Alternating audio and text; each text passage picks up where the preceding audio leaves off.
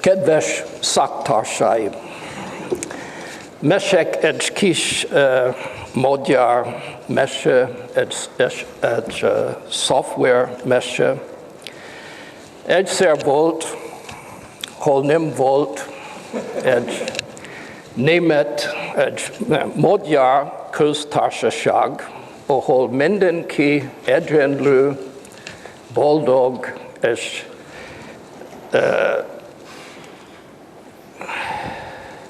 vidám volt. Volt egy SzKI intézet, ahol mindenki képes, okos és szorgalmas volt. Ez nagyon szép álom volt.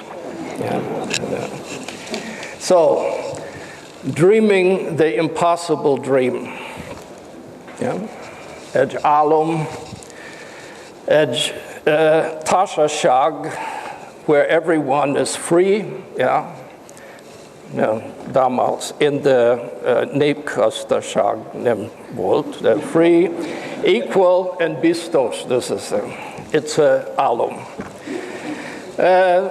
And világ, a world where people live together, együtt, in peace, béke és harmony.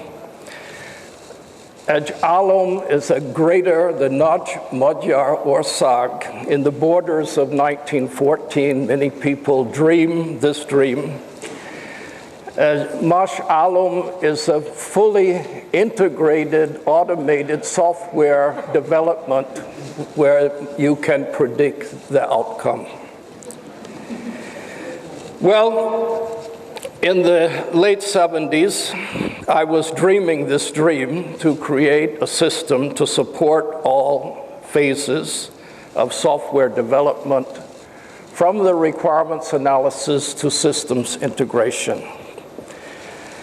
There should be tools to support the project definition, calculate the costs, tools for specifying requirements, making a system design, then generating the code from the system design, documenting the code from the code itself, testing the code against itself automatically with test cases generated from the design, and system integration. And this is a build, a picture from that time. You see at the top was the system SoftMan for the project management. This was a project led by Melly Robert. Then there was the SoftSpec, the project of Eric Nyari, for specifying the requirements in a formal way. Then a tool from Fejavari Laszlo, who unfortunately is not here today, but this tool was to generate target environments from the requirement specification. Then a tool, SoftGen, to create code from these designs for the different target environments. SoftDoc was for post-documentation of the code, SoftTest for the testing, SoftInt for the integration, and then the whole cycle would be repeated again. So this was the model. People often have models in their vision.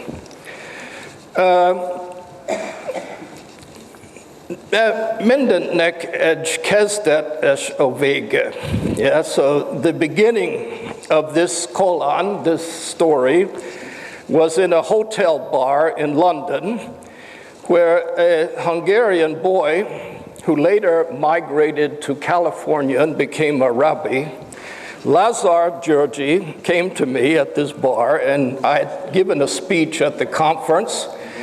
And I was talking about a project for Siemens, testing for the Siemens was at that time doing the largest project in Germany, the Integrierte Transportsteuerung for the German railroad. And he suggested I come to Hungary because they would have so many szorgalmas, okos, and képes emberek here. It was in February 1978, so that was the beginning. I actually came over, I met with him, and he introduced me to the laboratory leader, Rabar Miklos, and he brought me over to the SzKI to Kovács Győző. The end of this dream was in a dismal pub, I remember very well, the back streets of Frankfurt, Pályaudvar mögött, hinter dem Bahnhof irgendwo. I celebrated my 50th birthday and the end of the SoftOrg adventure together with the last users of this system from the Bundesbahn, and that was March 1990. So you see this. Now, between the beginning and the end, there were some significant events. I guess the greatest event was when Rabar Miklos brought me over to the Budapest Fair. They were having a fair, it was in May 1978, and I met Kovács Győző, and there was no reason for him whatsoever to support me because I was a nobody, a shinky or something, just looking for something. But he decided that he would invest in this project, and we started the testing with one person, Jobbás Tibor from SzKI and Kushutas Maria from Számok. And this was our team, and we tested for 2 years, and the project was a success. We tested about 300 modules, we found many errors. We were paid, this was the big problem, was how to pay for this project. So they weren't about to pay for the hours, so we charged by test case and by error. The hibás was found was, I think hibás was 150 marks, and the test case was 75. Okay, this went on for 2 years, and then we were starting with some other tool projects. But I ran out of money. Siemens did not pay me for the last project. We went on to test the BS2000, and I owed Metrimpex about, you can read in the paper, Hedvin Eves, 70,000 marks, which I couldn't pay. So the Kovács Győző said, don't worry about this, I have an idea. We'll make a joint venture, you'll see. You turn over the tools and also the tools what you will develop in the future to Metrimpex, and we have a joint venture of Számok, SzKI, Metrimpex, and we sell the tools in the West, and mainly in Germany, and you act as our agent there. You form a KFT. So you see, I never really wanted to become a Valakozo, never. That was not my thing, but okay, I made this company, and we acted as an agent for Metrimpex, developing these tools and selling them in Germany. That wasn't my ambition to make money. I never was interested in money, but the Metrimpex was, so they controlled the tools. Yeah? And this was a big decision, started in 1980. This was practically a green light for me, yeah? The Sult Jelzu, to go ahead and live my dream. We were very lucky at this time. We had a contract with Bertelsmann to salvage their dispatching system, which IBM had started and then given up, and they weren't able to finish. And we went there with people from SzKI and Számok, and we salvaged the project. And this made us famous in Germany. Then we got lots of support. From then on, then BMW bought the tools, the Württembergische Feuerversicherung, then the Deutsche Bank. So we had some of the largest customers in Germany. We had the tools there installed, and we were developing further tools. Bertelsmann even gave us a room. We had a permanent place to work there and free computer usage. And what was also very important was the telephone, because the Hungarian colleagues were always telephoning to Hungary to get orders what they should bring back from Gütersloh to sell here in Hungary. So mindenki boldog volt. Everyone was happy with this situation, you see. The BMW Württembergisch Insurance installed not only SoftOrg, but some of the SoftSpec, but other tools as well, and they formed a SoftOrg user group at this time, so it was very important. And the Deutsche Bank also used the SoftOrg tools for developing their credit systems. 1985, we had 17 users for SoftDoc, 8 for SoftTest, and 7 for SoftSpec. In 1985, the Bundesbahn ordered the complete tool family, even though it wasn't finished yet. The SoftMan and SoftInt were still under development, but they believed in it. In 1986, we got a big contract for Thyssen Steel for developing their milling streets for the steel production. And we installed the tools there, but not only Thyssen, but across, I always rode the bicycle from Duisburg to Essen. It wasn't far, 25 kilometers, 30. And Krupp was there in Essen. They also ordered the tools and started making projects for the Bundesbahn.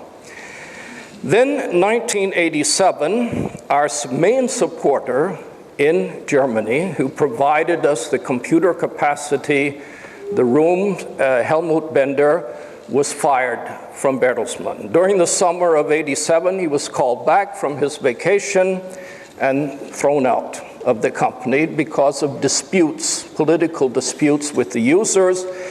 The users, like today, they hated discipline.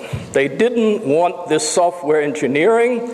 They wanted agile development. They wanted to have the programmer sitting next to them doing whatever they thought of. One day this, the next day that, and so forth. So Herr Bender disappeared from the scene. He actually died somewhere in Yugoslavia during these wars there.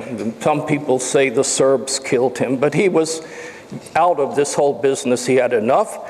It still went on, though. A little Bremerhaven ordered the SoftSpec, the Continental Tires. I know that Erika was there very often. Feovari Lazzi was taking care of Essen and the Bundesbahn. But at SoftOrg, we had a mishap. We were not able to automatically generate the tandem programs for the distributed computers on time, and this we had to finish manually. So the project was finished, but it cost much more than what we had predicted. And so from this time on, I decided I would never again make a development project for the users. In 1989, then Thyssen and Krupp canceled their installations. What were the reasons then for this failure? It's a technical failure as well as political, you might say. The problem to be solved was simply too complex. Even to this day, it's still too complex to be solved. And many larger organizations, IBM, Rational, Software AG, Adabas, Natural, Hewlett-Packard, Siemens have all tried and failed to solve this problem. They've given up. Now they go back to the original development. So the PC emerged as the preferred platform for software development. The Hungarian institutes lacked the necessary computer capacity because of the embargo. There were then not enough qualified people to staff the project, especially in the later years, and I was simply overloaded, constantly back and forth between Germany and Budapest. I could not take care of all of these customers and at the same time run the development here in Budapest. So the aftermath, there was no longer any SoftOrg users left. The socialist system that gave birth to SoftOrg collapsed like a house of cards. Hungarian institutes, unfortunately, SzKI, SoftOrg still exists, but in another form. They ceased to exist, which I think was a mistake. The former SoftOrg project members went their separate ways. Some of them founded their own companies, like Frau Nyari, Mrs. Nyari with Softing, and Jandrasic Gabor with Soaring. And I went on to Switzerland to re-engineer old systems for the UBS. I never again developed a new system for a user. So that was it. Ugyan nem gazdok lettem, de híres. És a magyar nép köztársaság, az SzKI, és Kovács Győzőnek hálás. Köszönöm.